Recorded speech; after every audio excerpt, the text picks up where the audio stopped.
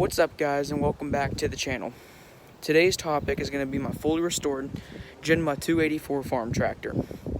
The story behind this tractor goes, one day I was dumping brush at a friend's house who was nice enough to let me bring like trees and old brush to his house and dump it on his property. Well, I'm down there one day and he tells me that he has this old farm tractor for sale. It sat in his field for 2 years. And the only reason he parked it was because he got something newer. He told me nobody wants to buy it, but he needs it gone. So he told me he would sell it to me for $900 cash. And I told him I'll come and buy it off you if I can get it running. Well, I went back the next day and put a jump pack on it. A jump pack is basically a starter without a jump start. Just big heavy-duty battery that you connect to the battery in the tractor or vehicle, and it charges the battery real fast. So I put the jump pack on, and I turned the key, and it cranks over about 3 times, and it fired right up. I mean, I was very impressed, so I bought the tractor. Well, I got it home. The guy let us borrow the trailer. Thank you, Dave, by the way. He let us borrow the trailer that he owns to bring it home, and I put it in my garage, and was in my garage for about 3 months to get restored, and it allowed me to get it in this shape. This is what this tractor looks like now. A very beautiful blue, cobalt blue. And if you were to see what this tractor looked like before this, what it came from, you'd be very surprised. I will try to find a picture and insert it here.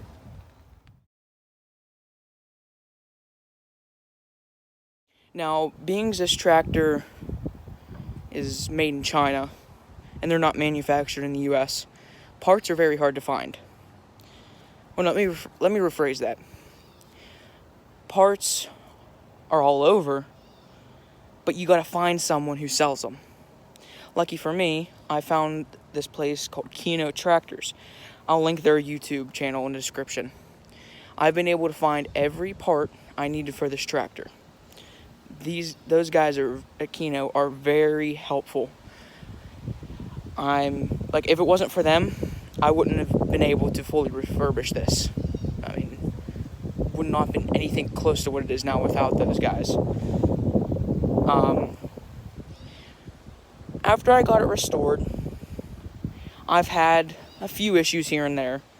One, I blew a head gasket and a thermostat housing gasket. Now, this was a result of it sitting in a field for 2 years. The gaskets just dried up. And then there's a seal in the hydraulic system that also started leaking. Right here on the lift arm. Right in there is a lip seal. Standard automotive seal in a blue. Mechanics at Kino Tractors were able to give me the size of the seal. I went to about 3 auto parts stores trying to find the seal to fit in the lift arm. None of the auto parts stores were able to give me a seal because I didn't have a part number. I only had a size of a seal. Well, my last auto parts store I tried was O'Reilly's Auto Parts in Etna. Huge shout out to those guys. They're wonderful. They know what they're doing. There was a gentleman there who took the time, about an hour and a half, to look through the books to find the size of the seal, generate a part number, and get one for me. So I got the seal and I put it together, and from then on, I haven't had any troubles with the tractor. One thing I didn't like about this tractor from the manufacturer is on the back underneath the seat, there's a cap. You take it off to put hydraulic fluid in the hydraulic reservoir. Well, on the top of that cap, there was 2 holes, one on each side, that if there's too much fluid in the system, it would push out those holes. But the problem is right here and go all the way down the back of the PTO and drip down onto my garage floor. So my dad and I came up with the idea of tapping the cap out, putting a hose that pushes the fluid up into a catch can. The funny thing is, this can is made from a Still power tool gas mixture can. And the fittings that I used are actually hollowed out grease fittings with zip ties and a hose. I wouldn't call that redneck engineering. If you know my family well, it's Borland engineering. It works, it's cheap, and it's easy to fix if something happens to it. And the parts are plentiful. But here, I'll start the tractor up for you guys.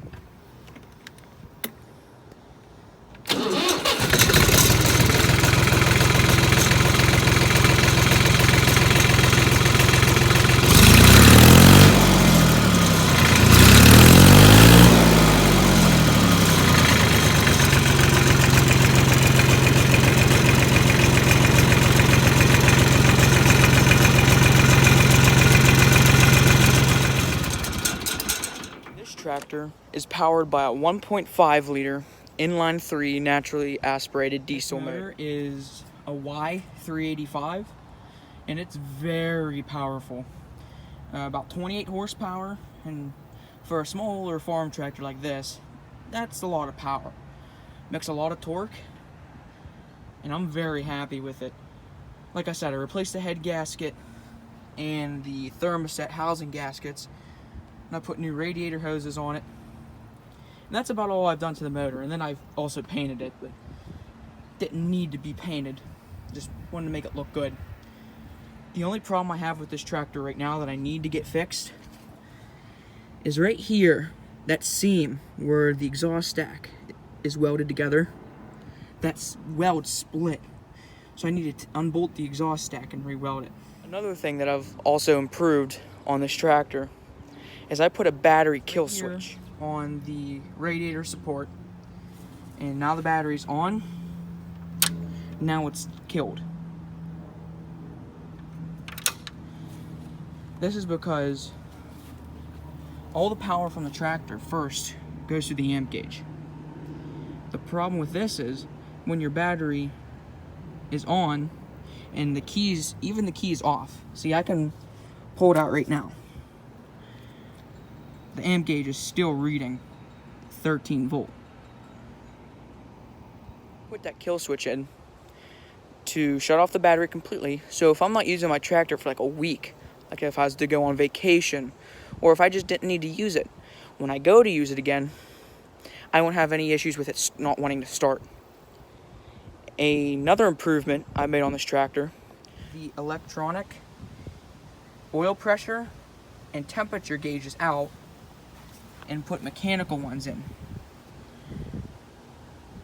They're made by Bosch. The only gauge I did not replace was the tachometer, because it still works, has the original hours on it, which I only have 1,256.2 hours on it. I didn't want to replace something that works. Now, one thing I do need to do to it is I need to adjust it because it's not reading the right RPM. But there's a set screw on the back which allows you to adjust it. The improvement I made was I put LED headlights and tail lights on the tractor. They're much brighter, and I don't have to worry about them burning out. Just all around a lot better choice, and they draw less from the battery if I were to accidentally leave them on. Honestly, just for safety, I put a fire extinguisher on my roll bar. You never know what could go wrong. For instance,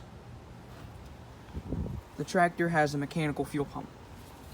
If something were to happen, and let's say it starts spraying diesel fuel all over my hot block, or oil, and it catches fire, I need to be able to put that fire out.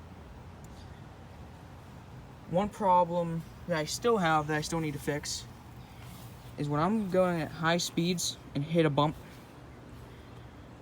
I get a very bad death wobble. I don't know if that's because it's hydraulic steering or if I have bad tie rod ends. The wheels are adjusted right, so it's not that. I'm planning to replace the tie rod ends soon anyway. Hopefully that takes away the issue, but if not, it's just, I guess, something I'm going to have to live with. What's very unique about this tractor is it has 3 transmissions. You have a high and low range selector between the primary transmission and the engine. Then you have 3 forward gears and 1 reverse. And right next to it, you got a range selector. So you end up having multiple gears. I mean, you can go anywhere from a barely moving crawl to about 20 miles per hour in this, and that's very fast for a farm tractor. Right there, you have a rear differential disengage and engage selector. Then you have 2 brake pedals that can be tied together. Right next to it's your throttle. Then I also have a throttle handle for when you're running different attachments like a front loader or something on your 3-point hitch. Over here you have your clutch pedal, aka Millennial anti-theft device. And then you have your 4-wheel drive selector. Right here, which is accessible by the driver in the seat, is your 540 RPM and your 1000 RPM rear PTO gear selector levers. This one is your PTO engage and disengage, and this is your hydraulic raise and lower. In order to raise it back up, the tractor does have to be running. The rear wheel has its own 100-pound wheel weight. These come in very handy for when you're on loose dirt or in mud, and it prevents the tractor from, not completely prevents it, but it helps against it tipping over. And when you're driving on the road, it keeps the bounce out of your tractor, which is very nice. It's really funny. There's 2 types of people in my family. There's my cousin Chuck. He has a YouTube channel. I'll link it in the description below. He bought himself a brand new John Deere farm tractor. Well, Chuck owns a homestead in Florida, so it makes sense for him to have a tractor. He moves mulch, tears down trees, anything that you'd use a farm tractor for, he has it. And then there's me, Josh. I bought this tractor as a quarantine keep me from being bored project. It's been very fun restoring this with my dad. I've learned a lot. I'm sure he's learned a lot working on Chinese tractors. But I love playing with this. Like, I try to find every single excuse I can to go out and use this. Sometimes I go down to the bottom of the hill to get lunch while I'm out working with it. But it's very reliable. And around my house, I do have things to do with it. My driveway's all dirt. For now, I'm hopefully getting it graveled soon, because when it's wet, you can't get anything up the driveway. I have a 5-foot grader blade to put on the rear PTO, rear 3-point hitch. That way I can grade off the driveway and make it smoother once rain washes it out or stuff like that. Another thing I use a tractor for, a 10x12 utility trailer that my dad usually tows behind his truck. Well, if we need it moved, I use this, because I have what's called a drawbar. And the drawbar goes on your 3-point hitch and has a trailer ball on it that allows you to pick trailers up and move them. Another thing I also use this tractor for is helping my dad put the boat away. Now, we keep the boat on the trailer and in our backyard when we're not using it. Sometimes we need to move the boat and we don't have the truck because maybe one of my family members is borrowing it, or it's in the shop for an oil change, tire rotation, stuff like that. This tractor is very capable of moving heavy stuff like that, and the boat's not light. So I use this tractor for a lot. It takes a lot of stress off of me trying to get things done around my house. I love it. Okay, guys, it's a complete walk around of my Jinma 284 farm tractor. If you'd like to see more content with this tractor or anything car or boat related, be sure to hit the subscribe and notification bell. And if you like this video, give it up a thumbs up and leave a comment. Have a good day.